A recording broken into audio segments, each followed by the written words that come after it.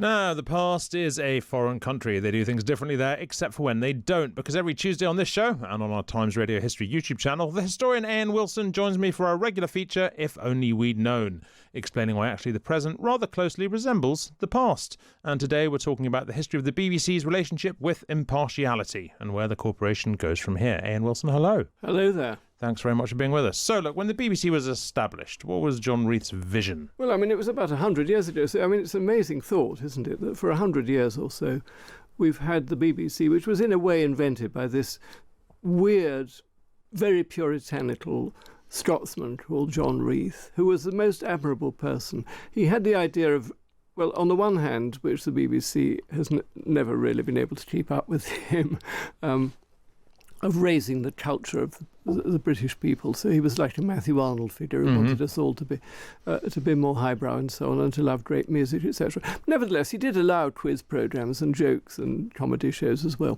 But on the other hand, the central idea that he had from the very beginning was that the BBC, although it was a public broadcaster, was not a government broadcaster, and so it was always independent, and its news was truthful and independent and didn't have government propaganda.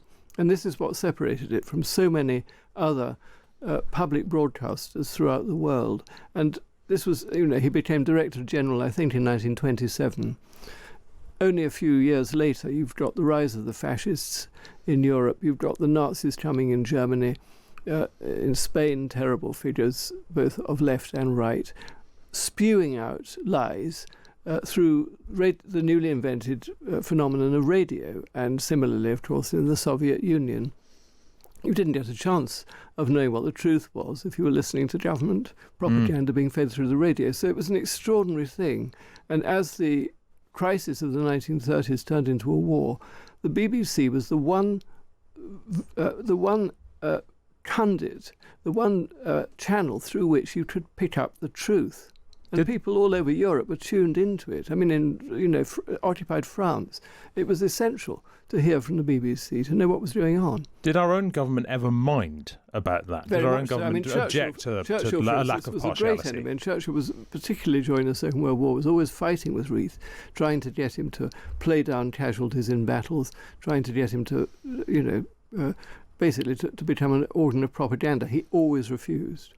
How would Reith have handled accusations of bias?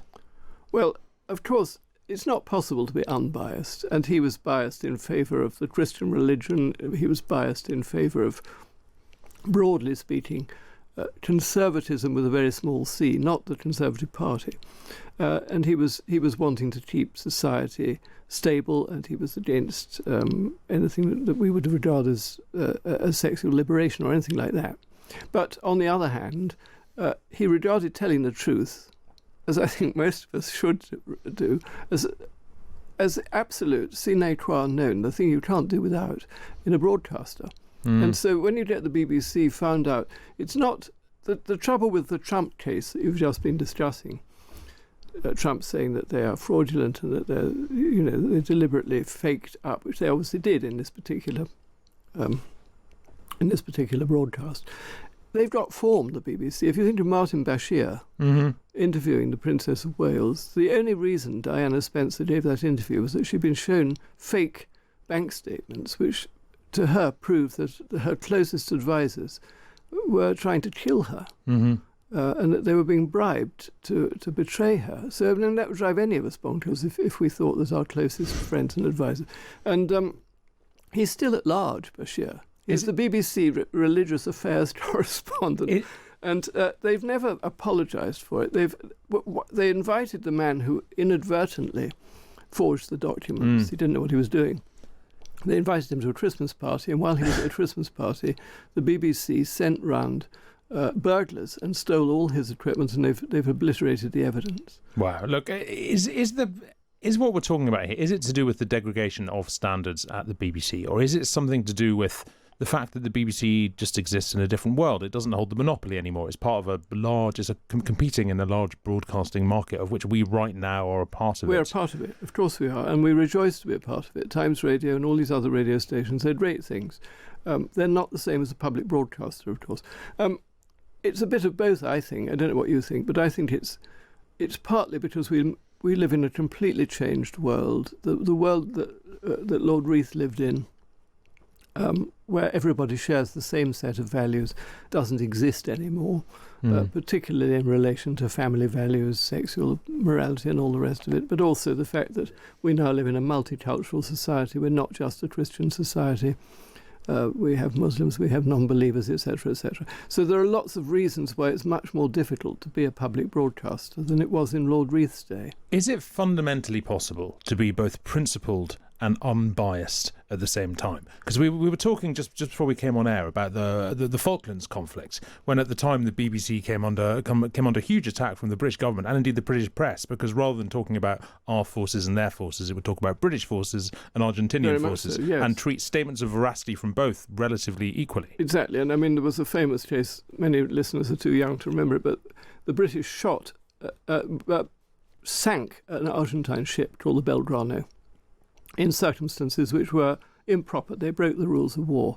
And Mrs. Thatcher, Prime Minister at the time, felt that the patriotic duty of the BBC was either to cover this up or to do what she was doing, which I'm afraid to say, great lady as she was, which was lying.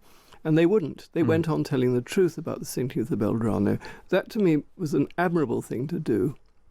And that's the kind of thing that we want right up to this day from all news broadcasters, including the BBC. And unfortunately, it is, as I say, it isn't just Trump. Think of the coverage of Gaza. Most of us are appalled by what Netanyahu decided to do in Gaza, whether you're Jewish or not Jewish. But to have a broadcast in which a child who actually is, I don't remember if he's the son or the grandson of Hamas leader, is... You need to start this program by saying everything that's happening is awful, but you must realise this child's father or grandfather, whichever it was, instituted a massacre of an unprecedented scale. And if you don't put that in, then you're not doing proper journalism. Look, finally, how does all this relate to Strictly Come Dancing? Celebrity traitors. Because we talk about the BBC as if it's all about news, about wars, about politics. A lot of what the BBC isn't that. That's true, and of course it's got to entertain us. But nonetheless, I think Reith would be horrified by Strictly Come Dancing, and I think he would say that's for all the other these vulgarians like ITV. They should do that. I don't necessarily say I would agree with that, but he would have thought that wasn't really the function of the BBC, and the main function of the BBC is telling the truth. And I'm sorry to say, in these a few examples I've named, but we could actually be here all day telling examples. It isn't just a question of bias. It's they've departed from the central, sacred duty of any journalist, which is to try to tell the truth. It's been 100 years. Can the funding model in question at least survive another 100 years? Well, the funny thing is, something that Reith wouldn't have been able to dream of is that because of all the syndication rights for their popular programmes, the BBC is rolling in money. Times Radio would rejoice if it had the billions that the BBC had. I think that what will happen is there will be a separation of radio and TV, and that the great BBC World Service, which I mentioned, Second World War record, but even now in Africa and places, the BBC is the only World Service, is the only broadcaster that will tell you the truth about what's going on in your own country. I think that will survive, but let's hope it does anyway. Yeah. Look, you mentioned Martin Bashir. We've had a text reminding us that he left the BBC in 2021. He left it, but nobody's done anything to prosecute him. Right. And the BBC just says he's too ill to speak to a policeman. Right, indeed. Well, that's one we'll come back to. Ian Wilson, thanks so much for being with us. Thank you. As always, an education. And if you enjoyed that feature and you want more history content, do head online to our history channel. Just search for Times Radio History on YouTube, and you will find it therein.